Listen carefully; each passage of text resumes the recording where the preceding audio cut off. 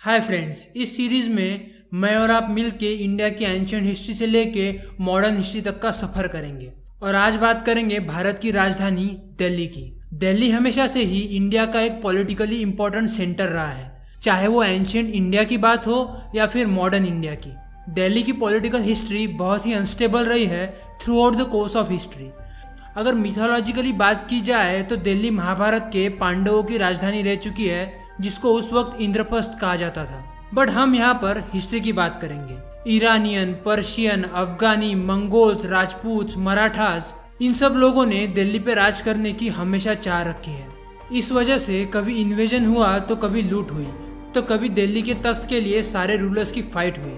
And you will be surprise to know कि दिल्ली पर 7th century से लेकर 19th सेंचुरी तक कुल मिलाकर 11 डायनास्टीज के 50 से भी अधिक शासकों ने शासन किया है। कोई भी एक डायनास्टी ज़्यादा वक्त के लिए दिल्ली पर अपनी हुकूमत नहीं चला पाई। बस इन सब में से राजपूतों ने ही दिल्ली पे लगभग 500 से 600 साल तक शासन किया। इतिहासकारों की माने तो राजपूत राजाओं को ही ट्रू फाउंडर्स ऑफ दिल्ली कहा गया है। दिल्ली का इतिहास रोशनी में आता है 7th सेंचुरी से, क्योंकि बहुत से नए रूलर्स जब भी गद्दी संभालते हैं तो उसके पहले के इतिहास को मिटाने की कोशिश करते हैं ताकि इतिहास सिर्फ उनको याद रखे। तो चलिए चलते हैं 8th सेंचुरी में, जहां दिल्ली पर राज कर रही थी राजपूतों की तोमर डायनास्टी, क्योंकि इन्हीं राजाओं ने दिल्ली का फाउंडेशन बिल्ड किया है। साउथ दिल्ली में जो लाल कोट फोर्ट है वो तोमर डायनास्टी के राजा अनंगपाल ने बनाया था 736 में, जिनका नाम iron pillar of Delhi at Qutub complex पर पाया गया है। तोमर डायनास्टी के चौथे राजा अनंगपाल तोमर द सेकंड की डेथ के बाद दिल्ली का तख्त अजमेर पे राज कर रहे चौहानों के हाथों में चला गया, जहाँ के राजा अनंगपाल तोमर के मैटरनल ग्रैंडसन यानी उनके पोते थे। और सिर्फ अगले 12 साल के लिए 1180 से 1192 तक पृथ्वीराज चौहान ने दिल्ली पर राज किया। पर पृथ्वीराज चौहान की बात सारे राजपूत राजाओं में अलग थी। He was a great warrior and smarter than all the ruling Hindu kings at that time. Prithviraj Chauhan ने बाहर से होने वाले मुस्लिम इन्वेजन का यानी हमले का अंदाजा पहले ही लगा लिया था, और इसीलिए उन्होंने सारे राजपूत राजाओं को एकजुट करके एक बैनर के अंडर लाने का काम किया। और जैसे ही पहली बार ईरानियन इन्वेडर मोहम्मद घुरी इंडिया में आया, उसको हरा दिया। पर हराने के बावजूद भी मोहम्मद घुरी को जिंदा वापस जाने देना, ये सबसे बड़ी गलती हुई। राजपूत राजाओं और इन फॉरेन इन्वेडर्स का अगर हम कंपैरिजन करें तो मिलिट्री पावर तो दोनों तरफ थी, पर डिफरेंस ये था कि राजपूत रूलर्स लड़ाई में हमेशा वैल्यूज और इथिक्स फॉलो करते थे, जैसे कि निहत्थे पे वार नहीं करना जैसी बातें। But on the other hand Muslim invaders हमेशा जीत के लिए जंग लड़ते थे और कोई इथिक्स फॉलो नहीं करते थे। सो इसी वजह से मोहम्मद घुरी ने 1192 में दिल्ली पर फिर से चढ़ाई की, और इस बार पृथ्वीराज चौहान को बाकी राजाओं से साथ ना मिलने के कारण हार का सामना करना पड़ा, और पृथ्वीराज चौहान बने दिल्ली पे राज करने वाले आखिरी हिंदू राजा। और यहीं से इस्लामिक कॉन्क्वेस्ट इंडिया में शुरू हो गई।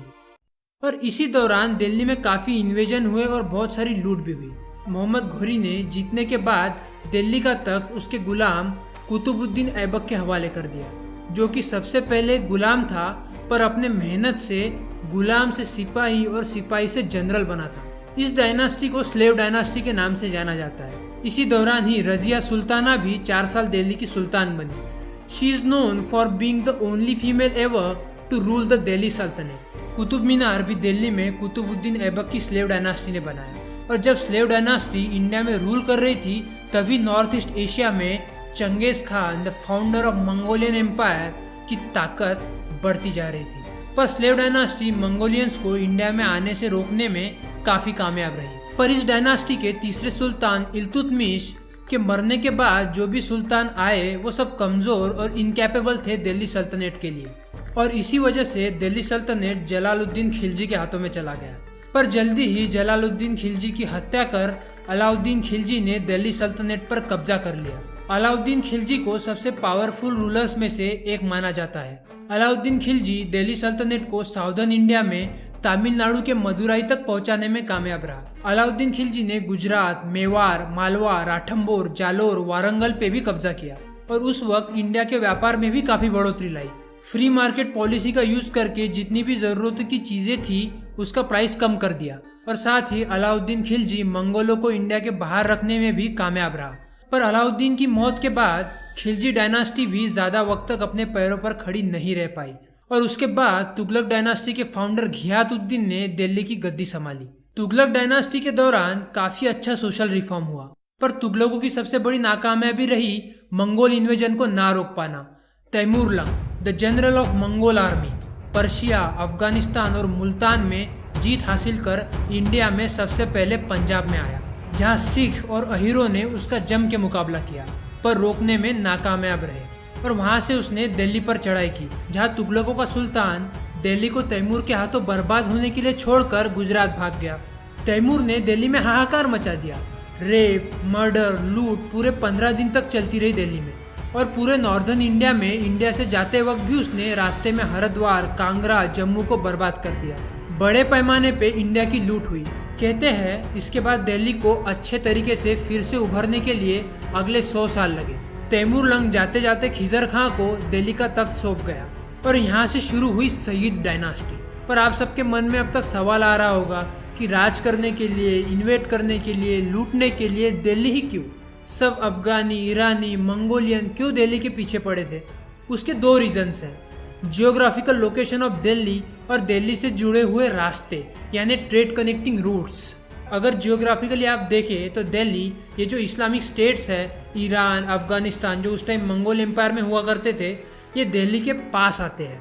और दूसरा, दिल्ली से पूरे भारत को जोड़ने वाले रास्ते हैं। यही कारण था कि दिल्ली को सभी पाना चाहते थे। So coming back to Sayyid dynasty के आखिरी सुल्तान अल-उन-दीन आलम शाह ने खुद से ही दिल्ली को लोदियों के हवाले कर दिया और अगले कुछ सालों के लिए लोदी डायनास्टी ने दिल्ली पर हुकूमत की। लोदी डायनास्टी के दूसरे सुल्तान सिकंदर लोदी ने भारत के व्यापार में, लिटरेचर में काफ़ी अच्छा योगदान दिया। साथ ही उसने जो संस्कृत ग्रंथों में मेडिसिन्स दी हुई थी, उसका पर्शियन ट्रांसलेशन भी करवाया।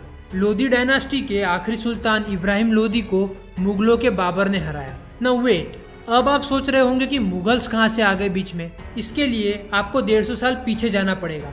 याद है तैमूर लंग, जिसने हिंदुस्तान को बर्बाद करके रख दिया था? उसी के परिवार से थे मुगल्स। बाबर ने इब्राहिम लोदी को पानीपत के युद्ध में हराकर मुगल रूल को दिल्ली में एस्टेब्लिश किया। बाबर ने पानीपत युद्ध में तोपों का इस्तेमाल किया और यह पहली बार था कि भारत में किसी ने कैनन्स का इस्तेमाल किया। पर इस बार मुगल सिर्फ 14 साल तक दिल्ली पे रूल कर पाए। इसका कारण आप मुगल सुल्तान हुमायूं का कमजोर एडमिनिस्ट्रेशन और खुद की कमजोरियों को ना सुधारना कह सकते हो। शेरशाह सूरी, जो कि सूरी डायनास्टी से था, उसने हुमायूं को हराकर दिल्ली में कब्जा कर लिया और एक बार फिर दिल्ली पर एक नया झंडा लहराया।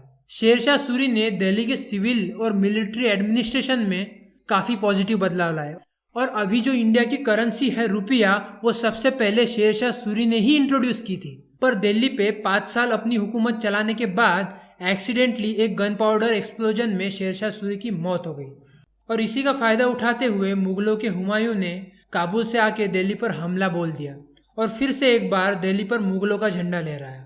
और इसके बाद लगभग अगले 300 सालों तक मुगलों को किसी ने चुनौती नहीं दी। उन्होंने 300 साल तक दिल्ली पर राज किया, जिसमें अकबर, जहांगीर, शाहजहां और औरंगजेब जैसे सुल्तानों ने दिल्ली की गद्दी संभाली। पर इन सभी मुगल सुल्तानों में सबसे हटके था बादशाह अकबर।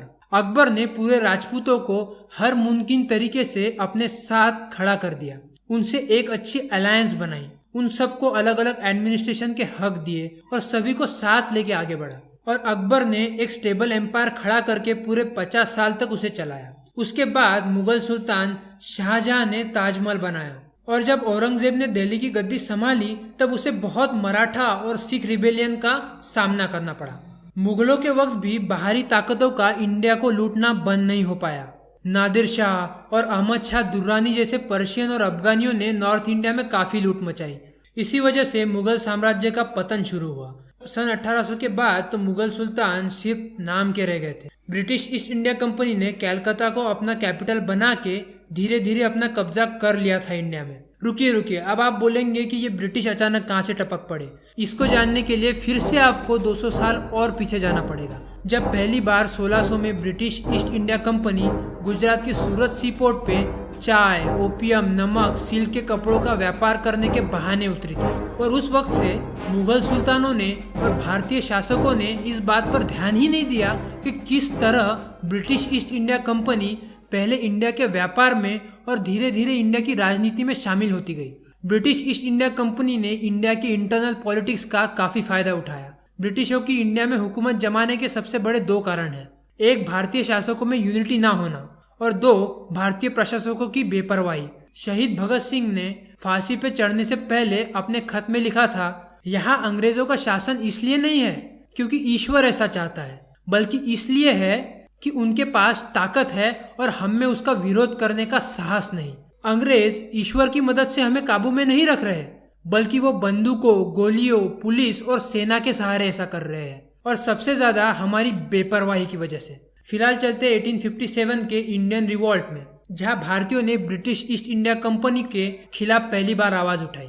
और इस रिवॉल्ट में क्रांतिकारियों ने दिल्ली जाकर आखिरी मुगल सुल्तान बहादुर शाह जफर को हिंदुस्तान का सुल्तान घोषित कर दिया। पर ब्रिटिश ईस्ट इंडिया कंपनी इस रिवॉल्ट को दबाने में कामयाब रही, क्योंकि सभी इंडियंस अच्छे से एकजुट नहीं हुए थे उस वक्त। अंग्रेजों ने आखिरी मुगल सुल्तान बहादुर शाह जफर को बर्मा भेज दिया और ब्रिटिश क्राउन ने इंडिया में डायरेक्ट रूल करना शुरू कर दिया। क्वीन विक्टोरिया बनी एम्प्रेस ऑफ इंडिया। 1911 तक कलकत्ता ब्रिटिश इंडिया का कैपिटल हुआ करता था, पर उसके बाद दिल्ली को बनाया गया। इंडियन कम्युनिटी ब्रिटिशों के कायदे कानूनों से बहुत परेशान थी। उनके लगाए हुए टैक्सेस वगैरह बिल्कुल भी भारतीय जनता के लिए टॉलरेबल नहीं थे। देखिए, अगर आप किसी एक कम्युनिटी पे बहुत अत्याचार करते हो तो तभी उस कम्युनिटी में एकता जाग उठती है आवाज उठाने के लिए। ऐसी ही एकता भारत में जागी और बहुत लोगों के बलिदान, त्याग और मेहनत के बाद भारत को 15 अगस्त 1947 में आज़ादी हासिल हुई और 1952 में चौधरी ब्रह्म प्रकाश बने दिल्ली के पहले चीफ मिनिस्टर। तो ये तो थी दिल्ली की कहानी। अगली बार जब भी आप दिल्ली जाओ और वहाँ की सड़कों और गलियों में घूमो तो ये बात जरूर याद रखना कि सचमुच इतिहास में कितनी कठिनाइयों से गुजरा है दिल्ली, कितना कुछ देखा है, सहा है दिल्ली की इस जमीन ने। सो अलविदा दोस्तों, फिर मिलेंगे किसी और कहानी में।